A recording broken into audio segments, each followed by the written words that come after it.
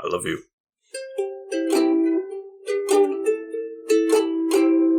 Welcome back to the couch. Potatoes. I am the Green Traveler from Gorsh. Yeah, and we're just here for a quick sit. I guess that's what we're going to call this. We're just a quick sit. A quick sit. A quick sit. A quick sit with Green and Faceless. We're talking about our own short today. I'm the Faceless Leon. I didn't say that, did I? I'm the Faceless Leon, and this is a podcast about movies and TV. And in real life, short films. I'm Blake Christ, and I wrote a short film, and my friend Greg Callahan helped me make it. That's my fake name. Yeah. That's your real world name. My real life name is Greenie. Oh, okay. In reality, the fake name the government. Yeah, the fake name that the government gave me to correlate with the human beings, like I've been complaining about since the 50s when I crash landed here. Anyways, my nom de plume is Blake Christ, and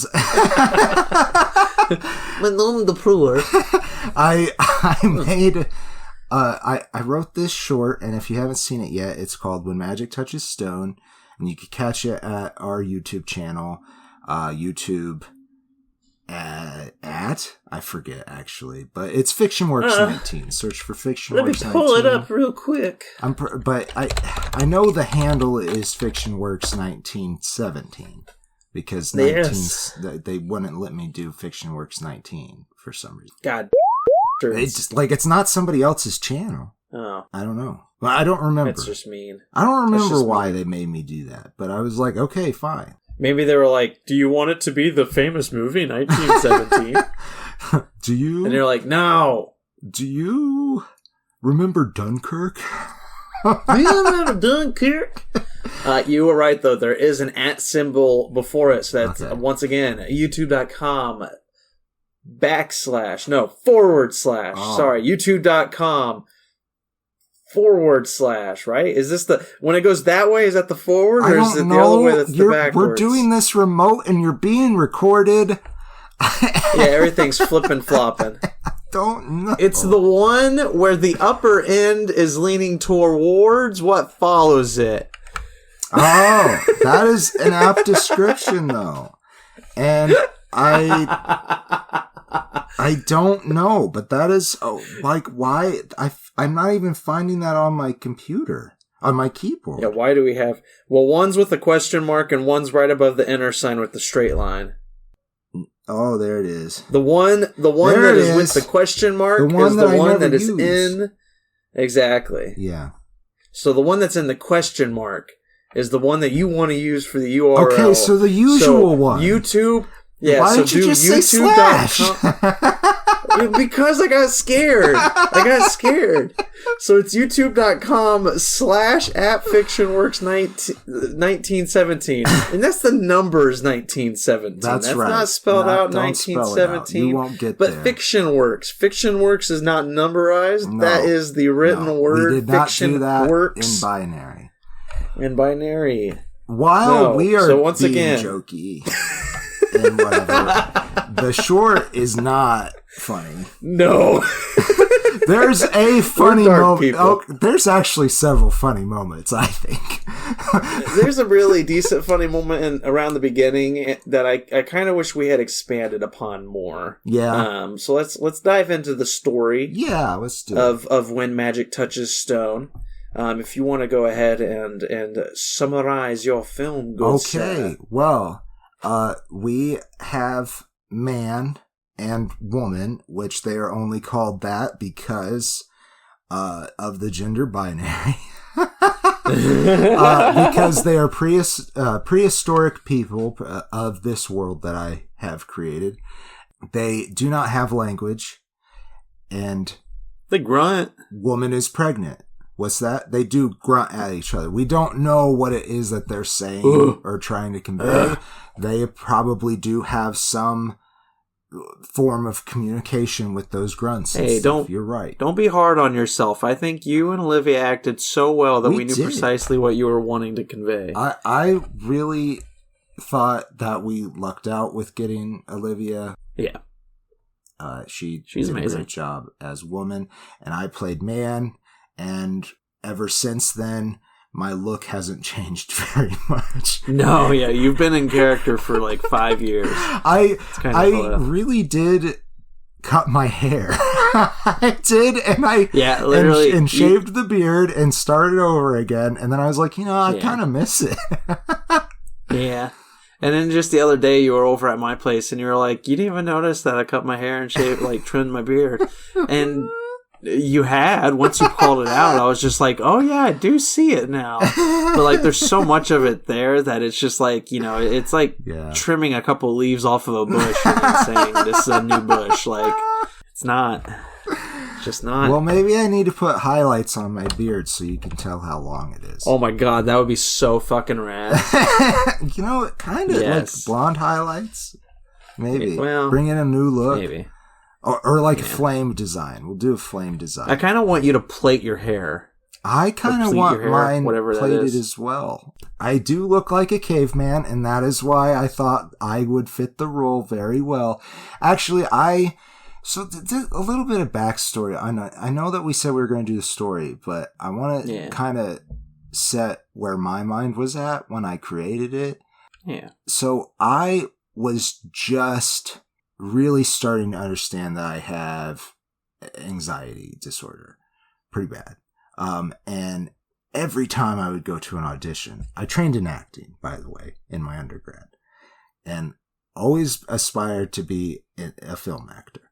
Anyhow, every single audition, I would have a major panic attack just before. And, a lot of performers go through this, but I would not be able to overcome the attack before I got into the room most times, and never really got very many jobs. For that reason, I was like, well, I'm also a writer. I should write something and be in it. That was also advised to me by some other people. They're mostly being like, hey, my cousin made his own shit and then got into some other shit because of that. Yeah. And that's make yourself really a reel and use the reel. Yeah. I did want to use it for that, and I still want to act. I think I'm more suited to write and maybe be behind the camera. But I do love acting. I do think that I have a skill for it. Anxiety is hard to deal with, folks. And honestly, that's awful. It's another reason why it took us so long to actually get the film out there. Production wise did take a long time. Like, we filmed this in 2018, a couple months before my wedding. That's true. Oh my god, that's true. But we did, we planned it well, I thought, and it went fairly well. It rained on us every day, but we got what we needed done. And I think that rain episode, or not episode, but that because we had some nice sound footage. I really liked it. Yeah. So that's what I was thinking when I decided to sit down and write a script. There was a couple things that happened in my life just shortly before undergrad, really kind of inspired the script itself, the story. But I actually, one was when I was quite young. I think I was either 12 or 13. It really did affect me that there was a SIDS death in my home when I was younger. Yeah, it really kind of changed me as a person. I heard about the family afterwards just falling apart, and they have different families now. Another inspiration was there was a man that was about my age, a young man rather. I mean, we were teenagers still. He passed away from leukemia, and it was his second bout of leukemia. And their parents convinced our pastor at the time to have a not a revival, a resurrection ceremony. Just trying to, invoke the spirit to bring this kid back. I heard from the pastor's mouth himself to my father that he didn't necessarily agree with the practice, but the charter of the church has it in, it's part of the charter of the church. So it's part of his job to do the ceremony. And, he tried to do it in good faith, he nor my father nor I, really believed that God worked that way, but we attend the ceremony anyways because we're a big part of the church. And yeah, just watching these people mourn their son and expecting something to happen just really, really stood out to me. And their son, their other son, who was even closer to my age, he was just so angry. He couldn't even be in the room. I just, all of that just really stuck with me and boiled down into this script. So I'll get back to the story of the short now. Man and woman are, they've conceived a child, and woman thinks it's time. After a quick celebration, there is unfortunately a stillborn death. And then woman leaves man. Suddenly, after some interesting dreams, a man from a far-off land, whose name is Ra Kamarisi, who is a priest of Kelmish, a god known as the bringer of children. Now, isn't also Raka, doesn't that mean priest? Yes. So his name language is, Ra Kamarisi, so his name is Risi. Raka is a priest, and then and Ma is the practice, the magical practice. So this, I never put that together actually. That Ma was in there too. So that. if you didn't get from what Greeny was saying there, I wrote a language for the short. So if you're into that kind of thing, it's in there. Don't worry, you do understand what they're saying if you at least read English. So just to finish off the synopsis, Ra Kamarisi tries to help man bring back the infant from their death. Yeah, and I'll leave the synopsis at that and let you check out the film. It is a tragedy. Just through and through, just so you know. It is 13 minutes. Yeah, very quick. Yeah. So yeah, if you're looking for a quick cathartic release, go on down to youtube.com/@fictionworks1917. And that's the slash with the question mark on it on the keyboard. Yeah, unless you don't use a QWERTY keyboard. Yeah, unless you don't use a QWERTY keyboard. I used to remember what the other ones were. I don't use them anymore. Yeah, Dvorak? No, what I have is no that? idea. Yeah. I just know enough that they exist.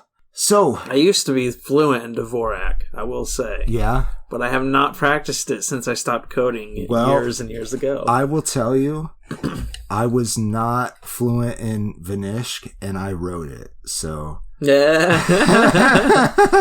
Well, see, that was what interested me. So I too love to write, as everybody knows, in that, I mean, I correlate with your anxiety. I feel for you. It took a long time, and it still takes pretty much every time I post a blog post. Mm-hmm. Every single time I have to work through, before I hit publish, I have to go through those thoughts of, nobody's going to read this. Why am I doing this?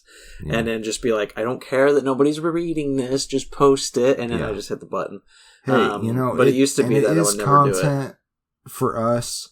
And I'm sorry that I don't read it. That's okay. I probably have like 4 loyal readers, and that's fine by me. I don't need thousands of readers. The point is to get the damn thoughts out of my head. Yeah. And so that's that's a good vent for a good outlet. So I understand where you're coming from with your anxiety. But what drew me to this is like, so you came to me with this story and you're like, hey, I wrote this script. Do you want to read it? I read it and it was dark. I mean, like I read it and I was just like, you know what? I have a lot of ideas of how I would film this and I do like this.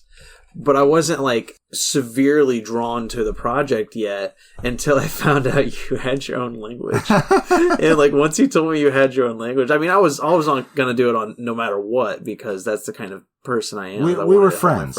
We were very close. We were friends. Oh well, okay. I mean, we currently are too. Oh my god! Through and through, all that time we've been friends. Don't worry. I know I've said some shit, but like, come on. No, you gotta. I mean, honestly, at the time and still now, you were one of my closest friends, and you were in media school. So you knew how this stuff worked better than I did. And I had access to some equipment, even though we used none of the equipment I had access to and just used what you had access to and other people. Yeah. But that was part of the plot it was like, well, maybe we can, borrow from the media school that I was part of. And I'm like, yeah, we had ideas. But like, I love Lord of the Rings. That's obvious. One of the biggest things about Lord of the Rings, he wrote his own language for it, Elvish, a bunch of languages, actually. Yeah, several different Elvish languages. and I mean, even though I am not a language buff, even though I have the slightest clue how to even start making my own language, there's something about the integrity of the writer that, it's just like when they create their own fucking language, you're like, oh, you're serious about this story. Yeah. It's not, it's not just a matter of, I wrote this language and I decided that it could work in this story. I'm going to throw it here. Like, it was both of them. There was a story, there was a language. You did them both at the same time and grew them together. And I really appreciate that. I mean, that's just like, I love that. That was fun. And like in my opinion, the language makes sense. Like when Ken, our good, lovely friend Ronvald the Skald, there are some moments, and you can tell if you're watching the film where he had to have the cue cards up, because all of his lines are in a different language, right? And he did memorize them pretty well.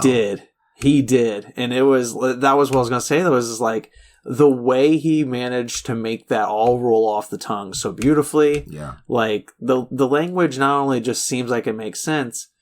It's beautiful. I really I think so. It's very lyrical at times. I really, especially the spells. Oh yeah, that chant too. Yeah, that one was the hardest. Yeah, that was probably the hardest part to write. And Greg, Ken did it so well. That chant. There was so many shots that we wanted to use of him doing the chant. We kind of cut it in a way that the chant isn't just the same over and over again, but it was him just doing it over and over again, and we just kept on shooting him do it. And I'm pretty sure his voice was hoarse after that, but he did it. See, that's some of the areas where I wish we could have improved. This is tight, low budget, everybody. Oh yeah. Like, I don't want to give exact figures out, but it was your own money that you had put down. So it was, it was not normal film range in any way, like short film range. Like a good short film, you're still getting a couple 10,000 maybe to make a good short film. Wow. Maybe that's even more than that if you're great. Yeah, exactly. Everybody that worked on this worked for free. Maybe I will say that most everyone worked for it. Most everyone. The people who used a lot of technical skill to make this happen, I made sure got a little bit of that's cash fair. Reward. Yeah. It was, but I mean, it was kind of like an internship experience. Yeah, it's like everybody that was working on it was working even for me. Fun. Yeah. But it's just like all the people who helped us, most of them were helping just because you knew them. They were friends. They were willing to help out.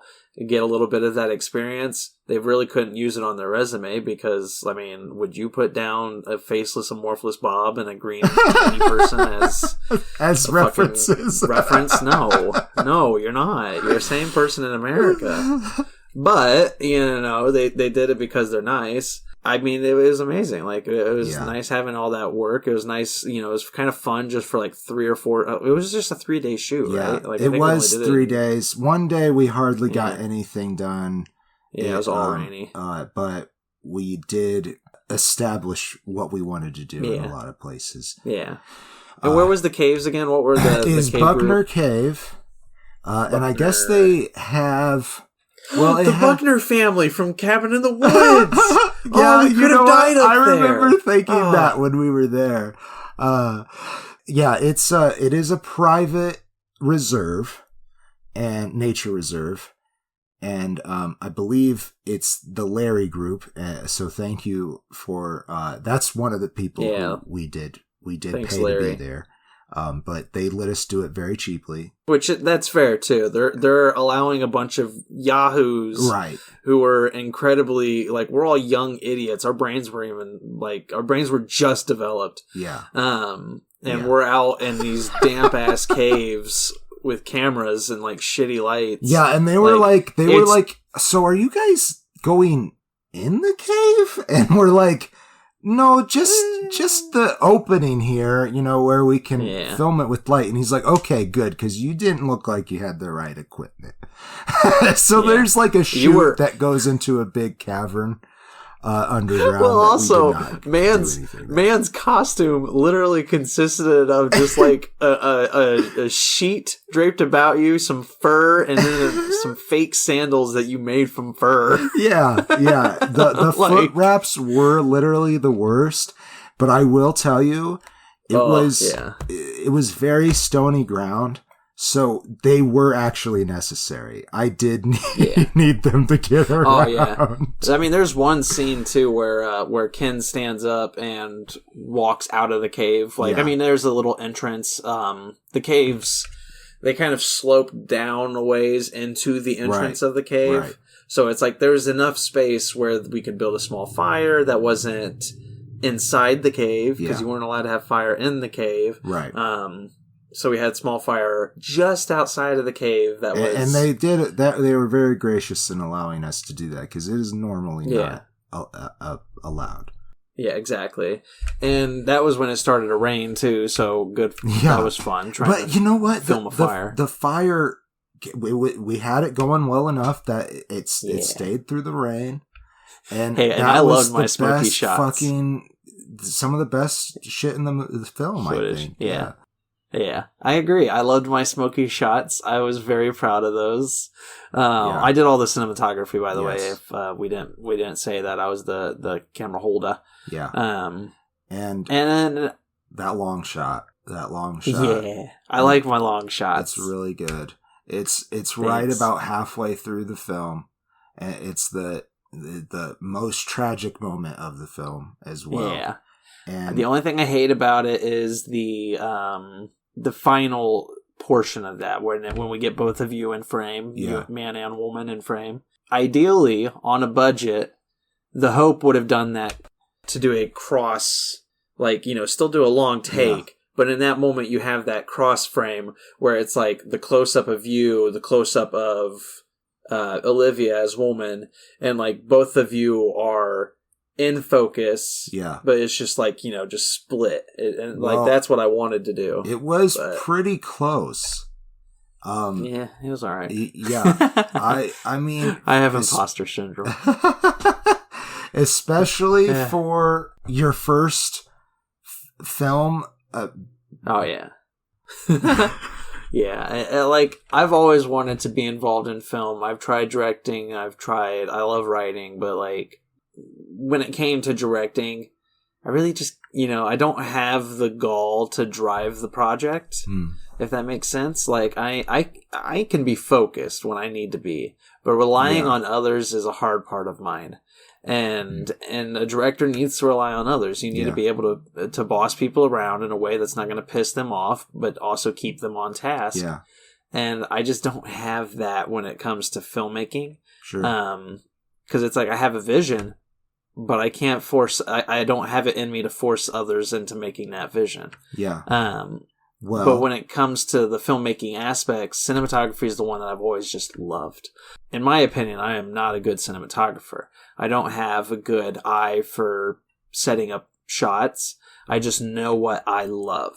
Sure. And that's what I try to do in this film. I think you did film, a was just make a bunch of fantastic shots I love. job. And there are even some shots that we had to alter because Ken left his boots in the shot. What was it? Ken left his boots in the shot. Oh, yes. It was like 3 shots too. We had I worked on really nice view of the trees and stuff in the back, and it was like, well, we're gonna have to zoom this in. I remember I worked on this short film once, and we filmed the entire movie. I say short film. It was an hour and 30-minute film. It was just a short budgeted, small student project. But we filmed the entire movie, and then we just needed to get the intro to the movie shot, which takes place with this kid basically just biking around town until he gets to the whole film took place in it was a chamber drama in a living room. I remember. And the student was just biking over to his teacher's house, and then they have this just long conversation throughout the whole movie. But we filmed this entire biking scene. This was pretty much the final day of shooting. This was like the last stuff we needed. So for 4 hours, we were following this kid around on a bike, filming everything. And we finish everything, and we're like, all right, that was good. This is fun. Good job, guys. And I was like, wait, he's not wearing a backpack. And we were just like, what? And I was like, well, when he's biking to his teacher's house, shouldn't he have his backpack on? Because he arrives with a backpack, right? And they're just like, God damn it. And they were so mad, all that footage. And like we had the cinematographers, I think that was their last day we had them and everything. So it was just like the shot was done. Yeah, we were fucked. Done. There was just no backpack. Yeah. Like I don't remember I've never actually seen the final version of that, so I don't remember. Yeah. The cinematographers helped produce it along with the media school. I see. It was kind of like a grant from the school to do like a student project kind of thing. That's cool. I don't know. I don't remember the full story. I just know I didn't get paid for it, and when I've tried to use it on my resume in the past, they didn't consider it actual experience because there was no final product. What isn't that shit? That's some shit. I love it. Yeah. Anyway, we got a final product out there, so you can put that on your resume if you'd like. People out there that worked on it. Don't just blatantly lie and say, yeah, I was a part of this. I was part of the When Magic Touches Stones production up in the Buckner Caves. Involved made it to the credits, okay? So yeah. No sneaking one past us, mother truckers. You know what? You should also check out our other short, because we have another short called Murder, She Wrote, which was with some other people. That wasn't us too, actually. That wasn't Fiction Works 19, but that was a lot of fun. If you want to see some comical improv acting for a horror film, it was a lot of fun. We had a lot of fun that day. Yeah, that was you're acting in that. I just love it. Yeah, it's unhinged. It's very much different too because you have short hair and everything. It's great. Yeah. But no, back to When Magic Touches Stuff. So yeah, we got nostalgic there, and just a personal thank you to everybody who made When Magic Touches Stone happen. You guys did marvelous work. I would give some shout outs if I had reached out and asked people if that's what they wanted. But their names are in the credits. And, there are things that I would have done differently. Even on set, watching Olivia work and stuff, it's like, I wish I had time to write you 3 more scenes. Yeah. I just didn't. Because, also something I realized on set is that usually this story of losing a child, that's a mother's story. And, not to say that it's wrong to be from the fraternal side. I just feel like that's an angle that we kind of lost. That's fair. A last thing that I would have done differently was have a little bit more of a diverse cast. Now, there's only 3 of us, and there was only one person of color that auditioned. And I remember, though, we talked for a long time because we really liked them. I felt like his stature and everything worked really well for the Rocco Morisi character, but in the end, Ken handled the language a lot better. It was going to take more work. I remember even bringing it up too, and I feel kind of bad about it now, but I was just like, do you really want to be man? Because he could be a good man. I don't remember that other actor's name, sadly. I do remember, you asking, he's not an actor anymore, and I don't know if he would prefer us to. Actually, he wasn't an actor at all. I asked him to audition because I knew him personally, and I was like, dude, your voice would be great for this character. Was he a singer? No, he just worked at the theater with me. He's actually a poli-sci major. I understand. My fellow Americans. Exactly. No. Well, I think we talked about it. We thanked people. There's some I do want to throw in, and I'm sorry to make it overlong. I do want to throw in some things I would have done differently. Again, as we mentioned many, many times, it's a short budget, so we were very, very limited in what we could do. But I just wish there was a little more like establishing stuff. Like I think the dream sequence, really confusing. Every time I watch it, I always forget, and I keep forgetting every time I watch it. I'm just like, is she gone? I thought she left. Right. I don't remember. Maybe we haven't done that scene yet. Even though I just saw the scene. I do believe in the original edit, there was some work on tinting it differently to make it seem more dreamlike, or at least that it's not fitting the same tone as the rest of the world. But I agree. I feel like that part could be clearer. The dream sequence at the beginning could be a little bit clearer. Now, I do like that cross dissolve shot, though. Yeah. I worked hard that to make that work. Yeah. Also an amateur editor, so. Yeah, I was going to say, there are, the editing, if we could have divulged any of the budget on anything, it should have been on editing, but. Sure. For the longest time, we had somebody who was willing to free it, work for free. Yeah. And sadly, it was kind of just like buried under the table for a year, which again, we weren't paying her. Like, we're not mad about it. It's just, yeah. And in fact, I've had conversations with her since then. And the world kind of blew up.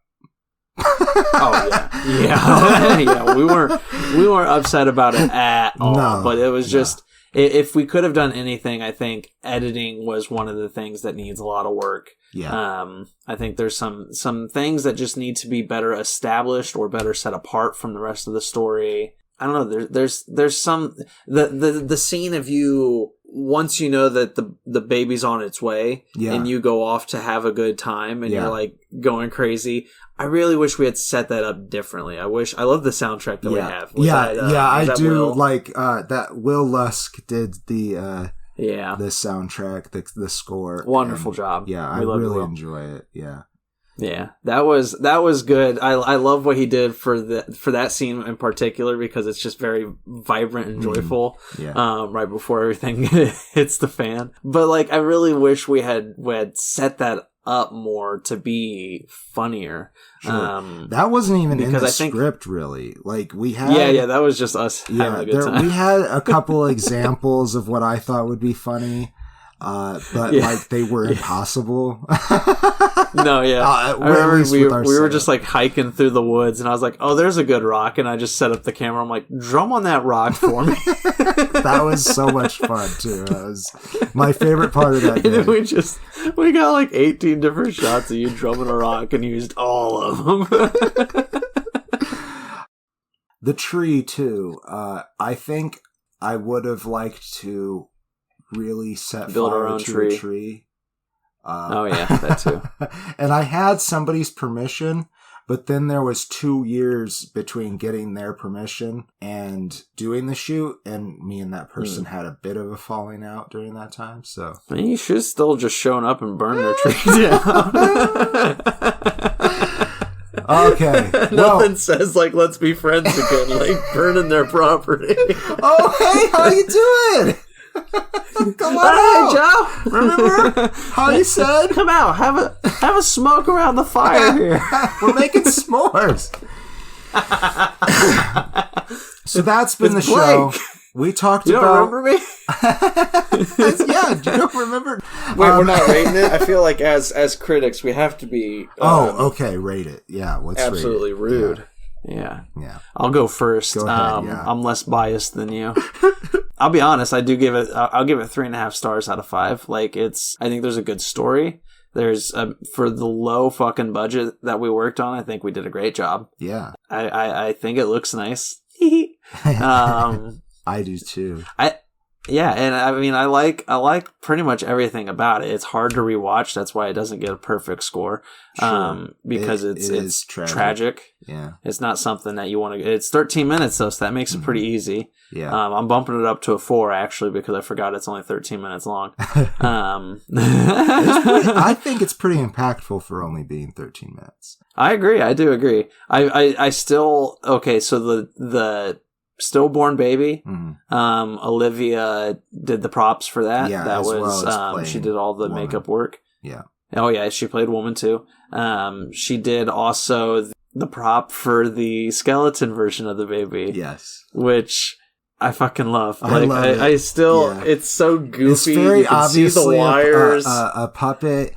I remember you complaining about being able to see the strings and stuff, and I was like, I know. No, I kind of like it. It's like very early Jim Henson, you know, like That's fair. I just that shit. I but love the rest that of the shit growing style up. of the story, Yeah, rest of the style of the story didn't have any Jim Yeah. Henson. yeah. You're right. We should have had felt fire on the tree. Is what we should have done. Okay, literally, that is the end of it. We talked about this 3 times longer than we thought we would. If you think that... 3 times as long as the short. Yeah, for real. If you think that When Magic Touches Stone should go to festivals, which was our original intention, but once again, we have no budget, no grants, no sponsorship. If you think that it deserves to go to festivals as we do, I will be setting up a donation page for that, and I will let you guys know what that page is as soon as I do that. I love you. Hey there, Couch Potatoes. Blake Christ here. Just on some information for the fundraiser. If you go to gofundme.com/f/WMTS fundraiser, you'll find our GoFundMe, and there's a breakdown of festival fees from festivals that we want to attend, and please check that out. Maybe pay our way for one of our festival entries. Thank you so much. And now, back to the show. I love you. Once again, thanks for listening. I've been the Faceless Leo. And I've been the Green Traveler from Gorsh. Safe travels and good nights. Green and Faceless on the Couch is a proud production of FictionWorks 19. Are you a fan of the show? Feel free to contact us at greenandfacelessfans@gmail.com or visit our Patreon page at patreon.com/greenandfaceless. Don't forget to comment, like, and subscribe, or rate us on Apple Podcasts. Thank you so much for listening.